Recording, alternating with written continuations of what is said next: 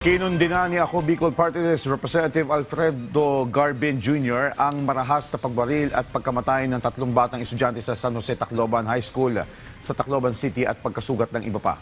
Si Garbin ang co-author ng Anti-Bullying Act of 2013 o Republic Act No. 10627. Ayon sa kongresista, kinikilala na ng ating batas ang doktrina ng discernment para sa mga nasa edad 15 taong gulang pataas at wala pang 18 taong gulang.